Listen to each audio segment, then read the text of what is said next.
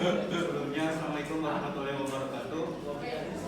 Di sini saya akan membacakan tentang penjelasan teori keperawatan menurut Bettina Henderson. Untuk dijawab Mustafa pada konsep keperawatan Bettina Henderson, terutama di bagian definisi keperawatan Bettina Henderson, yaitu Herman dan Henderson pada tahun 1995 dalam kotak 2005 halaman 274 mengemukakan teori keperawatan Bettina Henderson mencakup seluruh kebutuhan dasar seorang manusia. Henderson tahun 1964 dalam kotak 2005 halaman 274 mendefinisikan keperawatan sebagai pembantu individu yang sakit dan yang sehat dalam melaksanakan aktivitas dan kontribusi terhadap kesehatan dan penyembuhannya, memiliki kekuatan kemauan dan pengetahuan yang dibutuhkan. Hal ini dilakukan dengan cara membantu mendapatkan kembali kemandiriannya secepat mungkin. Kebutuhan dasar manusia menurut Bettina Henderson. Yang pertama, bernapas secara normal. Yang kedua, makan dan minum dengan cukup. Yang ketiga, membuang kotoran tubuh. Keempat, bergerak dan menjaga posisi yang diinginkan. Kelima, tidur dan istirahat. Keenam, memilih pakaian yang sesuai. Untuk yang pertama, menjaga suhu tubuh tetap dalam batas normal dengan menyesuaikan pakaian dan mengubah lingkungan. Kedua, menjaga tubuh tetap bersih dan terawat serta melindungi instrumen. Ketiga, menghindari bahaya lingkungan yang bisa melukai. Untuk yang keempat, berkomunikasi dengan orang lain dalam mengungkapkan emosi, kebutuhan, rasa takut, atau pendapat. 5. Beribadah sesuai dengan keyakinan. 6. Bekerja dengan tata cara yang mengandung unsur prestasi. 7. Bermain atau terlibat dengan berbagai kegiatan rekreasi. 8. Belajar mengetahui atau memuaskan rasa penasaran yang menuntut pada perkembangan normal dan kesehatan serta menggunakan fasilitas kesehatan yang tersedia. Henderson tahun 1964 dan Potter 2005 menyebutkan ke-14 kebutuhan dasar manusia di atas dapat diklasifikasikan menjadi 4 komponen, yaitu komponen biologis, psikologis, sosiologis, dan spiritual. Kebutuhan dasar pada poin 1 sampai 9 termasuk komponen kebutuhan biologis, pada poin 10 dan 14 termasuk komponen kebutuhan psikologis. Lalu pada poin 11 termasuk komponen spiritual, sedangkan pada poin 12 dan 13 termasuk komponen kebutuhan sosiologis. Berdasarkan teori di atas serta judul dari penelitian ini, peneliti hanya menggunakan kebutuhan dasar pada poin 11 yang merupakan komponen spiritual, spiritualitas, agama, dan esensial juga menjadi komponen utama health, relation, quality of life, atau yang bisa diartikan kualitas hidup terkait kesehatan. Pada ini terdapat kuesioner yang berisi 8 segi spiritualitas, agama, dan keyakinan pribadi atau berhubungan dengan spiritual atau kekuatan arti hidup, kekaguman, kebutuhan, dan integrasi. Kekuatan spiritual, kedamaian batin, ketenangan, harmoni, harapan, dan optimisme. Et al. 2016 percaya bahwa spiritualitas dapat mempengaruhi fungsi sosial seseorang dan emosi serta pada gilirannya juga mempengaruhi sistem kekebalan tubuh dan kelenjar endokrin. Oleh karena itu, keyakinan dan praktik spiritual dikaitkan dengan perilaku sehat, fungsi kekebalan tubuh yang lebih kuat, kondisi kardiovaskular yang lebih baik, dan kehidupan yang lebih panjang. Model keperawatan di atas juga menjelaskan bahwa tugas perawat adalah membantu individu dengan meningkatkan kemandiriannya secepat mungkin serta membantu individu yang sehat maupun sakit melaksanakan berbagai aktivitas guna mendukung kesehatan dan penyembuhan individu. Konsep hipertensi. Hipertensi adalah faktor risiko utama penyakit jantung. Hipertensi adalah keadaan tekanan darah diastolik lebih dari 90 mmHg dan tekanan sistolik lebih dari 140. Penyakit darah tinggi atau hipertensi adalah suatu keadaan seseorang mengalami peningkatan tekanan darah sistolik dan distolik jauh di atas normal yang dapat diketahui dengan pemeriksaan tekanan darah menggunakan alat mengukur tekanan darah yang biasa disebut spirometer, atau juga bisa dengan alat digital lain. Penyakit tekanan darah ini sering terjadi pada penderita yang tidak mengetahui mengidap hipertensi sebelum memeriksakan tekanan darahnya, atau yang biasa disebut dengan the silent crisis, atau gangguan yang terjadi secara diam-diam. Penyebab hipertensi sendiri bermacam-macam, termasuk kelelahan, faktor keturunan, stres, proses penuaan pada seseorang, serta diet yang tidak seimbang.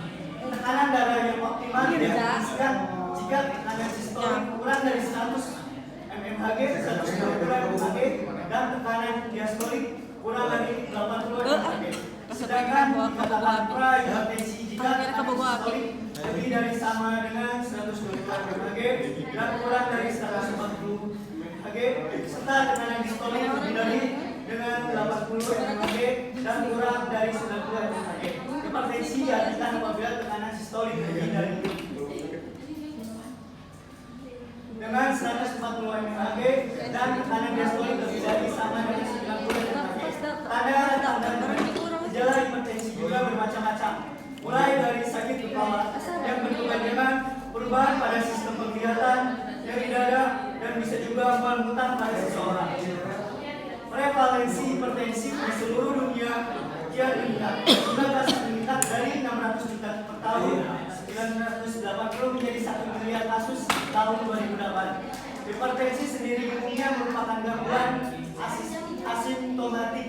Ini merupakan salah satu faktor risiko utama terjadinya penyakit kardiovaskuler. Hipertensi sendiri mengakibatkan 45% kematian akibat penyakit jantung dan 51% kematian akibat stroke. Pengklasifikasian hipertensi terdapat dua macam, yaitu hipertensi primer yang mana merupakan kondisi tekanan darah tinggi sebagai akibat dari gaya hidup dan juga faktor lingkungan individu. Individu yang pola makan yang tidak terkontrol yang dapat menyebabkan kelebihan berat badan hingga obesitas merupakan pencetus awal terjadinya penyakit tekanan darah tinggi.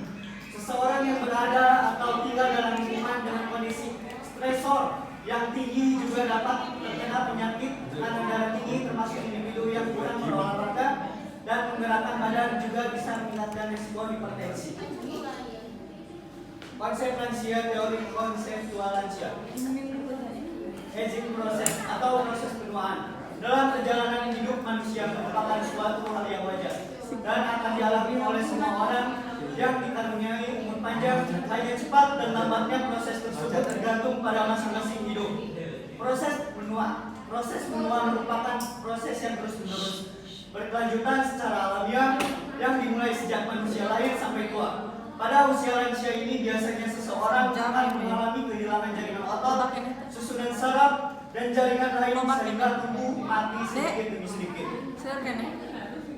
Batasan-batasan lansia. Menurut WHO dalam IPCC 2012, usia pertengahan middle age mulai 45 sampai 59 tahun. Usia lanjut elderly antara 60 sampai 70 tahun. Usia lanjut tua old antara 75 sampai 90 tahun. Usia sangat tua very old di atas 90 tahun. Menurut Undang-Undang Republik Indonesia Nomor 13 Tahun 1998 bahwa usia lanjut adalah seseorang yang telah mencapai usia 60 tahun ke atas.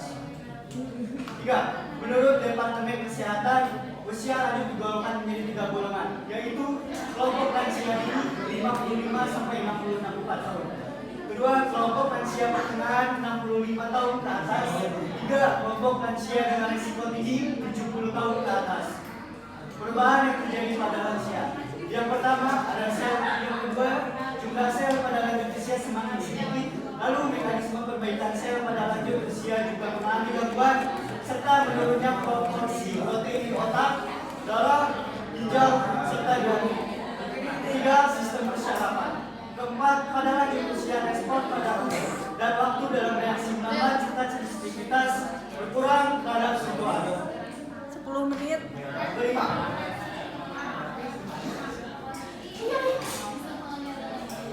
Sistem pendengaran pada lanjut usia juga mengalami penurunan atau bahkan hilang kemampuan terhadap bunyi dan suara dan sulit untuk mengerti kata-kata.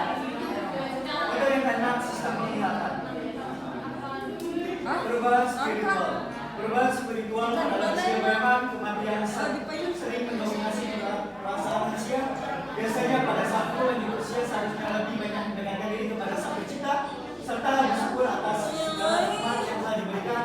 Selain mendekatkan diri Sang Pencipta, seharusnya juga banyak berkumpul dengan keluarga, tetangga, dan juga alam agar bayangan kematian tidak terus mendominasi pikiran dan perasaan manusia. Hubungan kesehatan spiritual yang berpotensi. Pada penelitian yang dilakukan oleh MUI FA 2016 menyebutkan kesehatan spiritual adalah faktor yang menentukan bagaimana orang bisa menghadapi masalah dan tekanan yang disebabkan oleh penyakit. Dan sebagai kesehatan spiritual yang diintegrasikan dengan berbagai dimensi penyakit. Memperkuat kesehatan spiritual akan memberikan kekuatan yang diperlukan untuk berjuang dan beradaptasi dengan masalah kehidupan sehari-hari seperti perubahan kondisi, penyakit, kerugian, dan kematian. Tampaknya begitu mendukung sumber daya spiritual dan keagamaan serta mengalihkan aliran semacam itu bisa bermanfaat untuk menguatkan kesehatan spiritual dan kemampuan manusia untuk menghadapi dan melawan penyakit. Penelitian yang dilakukan oleh Cox et al. Tahun 2009 menunjukkan riset telah menetapkan peran hereditaritas dan gaya hidup sebagai salah satu penyebab terjadinya hipertensi, namun faktor psikososial, terutama religiusitas, kurang dipahami. Pada penelitian ini menganalisis hubungan antara berbagai dimensi religiusitas dan tekanan darah sistolik, tekanan darah diastolik, dan hipertensi menggunakan data yang diambil dari sisa kemungkinan menurut hipertensi dan spiritualitas dikaitkan dengan penurunan tekanan darah diastolik. Sebagai banyak penelitian yang telah menemukan hubungan yang signifikan antara keterlibatan agama dan tekanan darah, sehingga individu yang melaporkan tingkat keterlibatan agama yang lebih tinggi, tekanan sistolik lebih rendah,